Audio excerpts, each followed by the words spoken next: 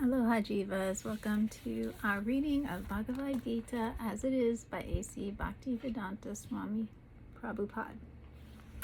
We're reading chapter 3, Karma Yoga, and we are starting with text 38.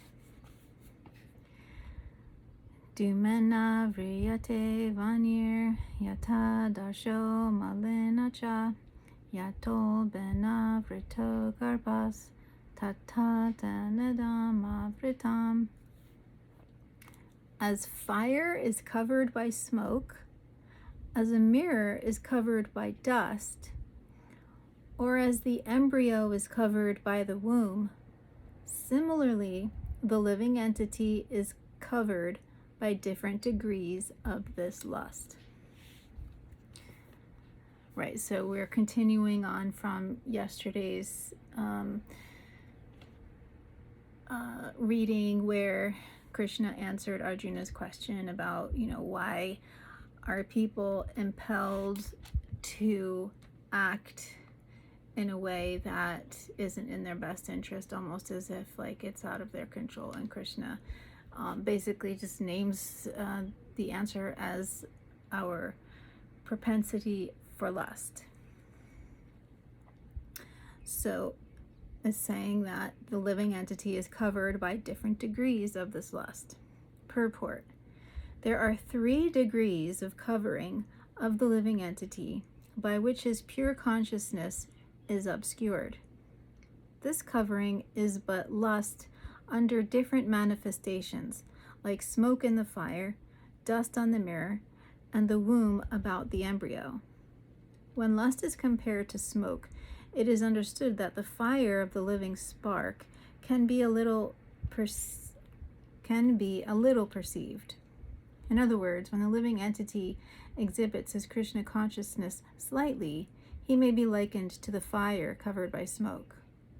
Although fire is necessary where there is smoke, there is no overt manifestation of fire in the early stage.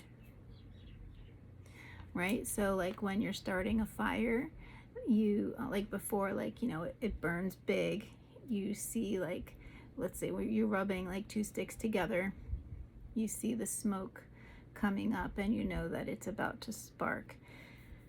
And so that's what this is saying, or comparing one of the degrees of lust to. Okay.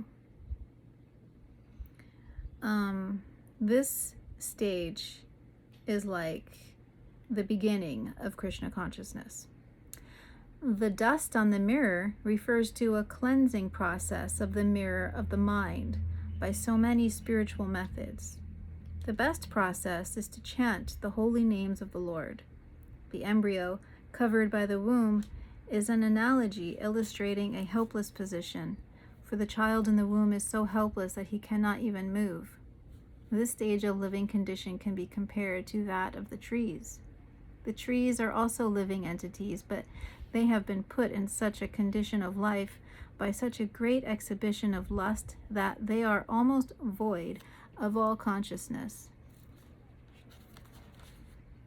The covered mirror is compared to the birds and beasts, and the smoke-covered fire is compared to the human being. In the form of a human being, the living entity may revive a little Krishna consciousness, and if he makes further development, the fire of spiritual life can be kindled in the human form of life. By careful handling of the smoke in the fire can be made to blaze. Therefore, the human form of life is a chance for the living entity to escape the entanglement of material existence. In the human form of life, one can conquer the enemy, lust, by cultivation of Krishna consciousness under able guidance. So we're being compared to other living entities here, where when a living entity in the form of a plant or a tree is so. All right, sorry. Let me start by saying that all of the living entities, whether it be a bacteria, a tree, an animal, or a human are all individual living entities. They're all spirit souls.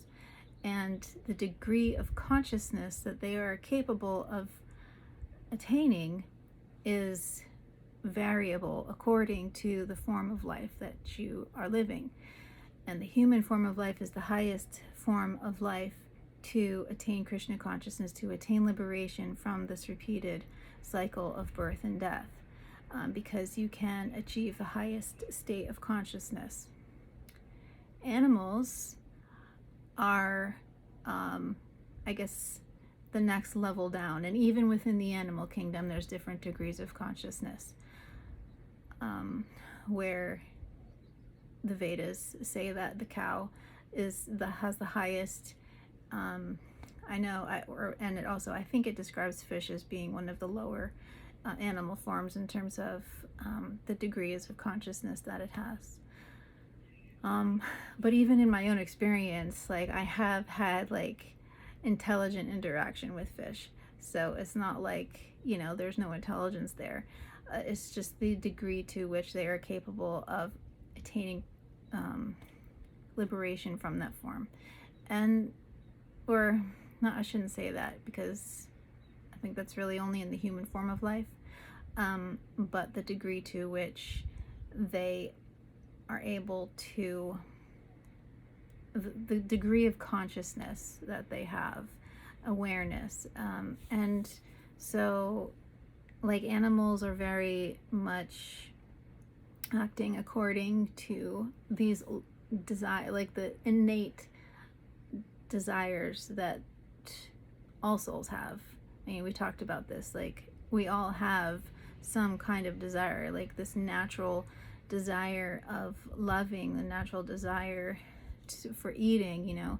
It's there within the soul, because it's in the spiritual world. But it's just in the material world, it's like more of a perverted expression. So anyway, so the animals are acting out of instinct of these, lust desires. They mate at will, and they eat as they wish, as much as they wish, according to what's provided. They're very much dependent on nature. So then there are the trees and the plants, which don't even have that much capability. They cannot move around to find their own food. They're even more reliant on what's in their immediate vicinity in terms of survival. And so, but there is consciousness there, and scientific research does show that there is conscious awareness in plants. And so that's those, I guess, 3 different kinds of life forms are also being compared to these 3 levels of lust, the different degrees of lust. All right, let's move on. Text 39. Avritam jnana metana jnanino nitya varina kam rupena kaunteya dushpurananya cha. Thus, a man's pure consciousness is covered by his eternal enemy in the form of lust, which is never satisfied and which burns like fire. Purport. It is said in the Manusmriti that lust cannot be satisfied by any amount of sense enjoyment, just as fire is never extinguished by a constant supply of fuel. In the material world, the center of all activities is sex, and thus this material world is called Maitunya Agara, or the shackles of sex life. In the ordinary prison house, criminals are kept within bars. Similarly, the criminals who are disobedient to the laws of the Lord are shackled by sex life. Advancement of material civilization on the basis of sense gratification means increasing the duration of the material existence of a living entity. Therefore, this lust is the symbol of ignorance by which the living entity is kept within the material world. While one enjoys sense gratification, it may be that there is some feeling of happiness, but actually, that so-called feeling of happiness is the ultimate enemy of the sense enjoyer.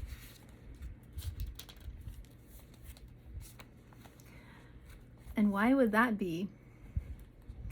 Why would that happiness be our enemy? Well, what that means to me is that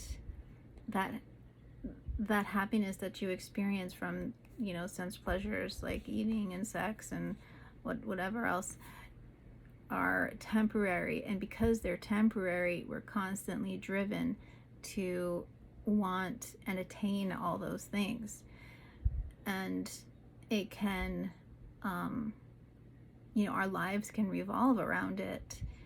We can become one-pointed to attaining and to appeasing these lust desires, to the point where we forget our true nature, our eternal relationship with the divine.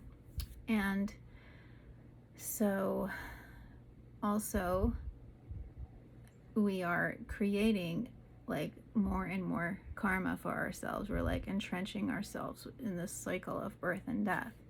And that's why it's the enemy, because even though it might feel good for that moment, it's keeping us, it's describing this material world as a prison, and these lust desires as a prison. And so we want to be free, right? We want to be free from the cage, from the prison. And so how do we do that? And the answers are in here and in here. So I'm going to stop there. Thank you again for listening, and please comment any thoughts or questions, and I will see you next time. Hare Krishna, Hare Bol.